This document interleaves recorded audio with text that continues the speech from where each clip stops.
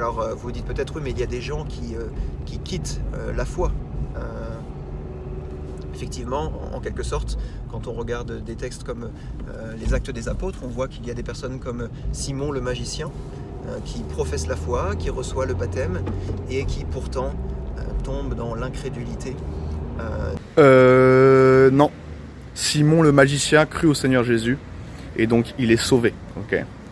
Il n'est pas tombé dans l'incroyance, okay, parce que c'est impossible de ne plus croire une fois que nous avons cru au Seigneur Jésus-Christ. Okay. Et donc, bien sûr, Simon le magicien a été réprimandé par les apôtres parce qu'il voulait moyenner les dons du Saint-Esprit, okay, le don du Saint-Esprit qui accompagne justement, enfin qui donne qui donne justement les dons de guérison, les dons voilà, de pouvoir faire des miracles, etc. que les apôtres avaient à l'époque.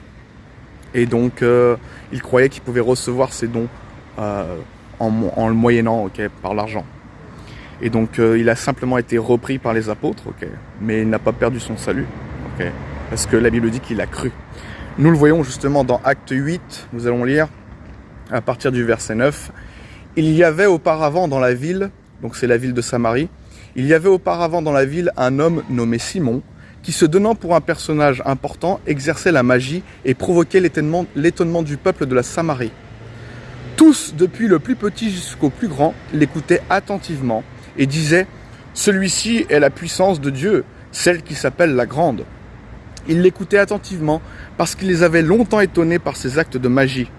Mais quand ils eurent cru à Philippe,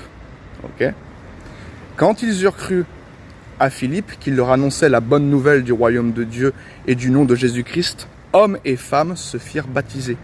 Simon lui-même crut. Simon lui-même crut.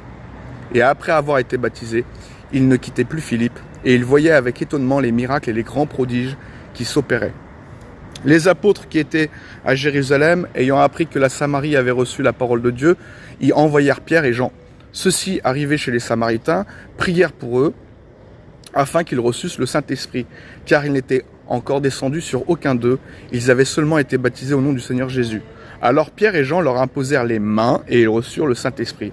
Lorsque Simon vit que le Saint-Esprit était donné par l'imposition des mains des apôtres, il leur offrit de l'argent en disant « Accordez-moi aussi ce pouvoir, afin que celui à qui j'imposerai les mains reçoive le Saint-Esprit. » Mais Pierre lui dit « Que ton argent périsse avec toi, puisque tu as cru que le don de Dieu s'acquérait à prix d'argent.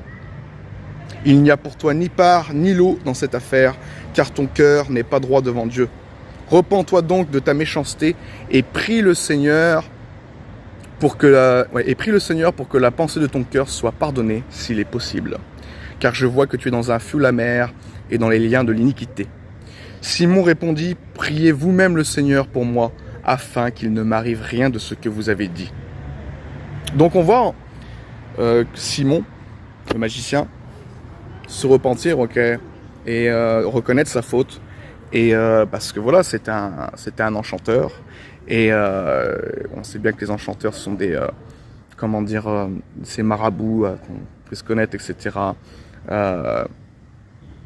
Acquièrent aussi ces dons d'une manière diabolique, certaines personnes donnent de l'argent à ces marabouts pour aussi avoir des pouvoirs, Donc dans sa tête, il était encore dans cette perspective, et donc il a été réprimandé par les apôtres.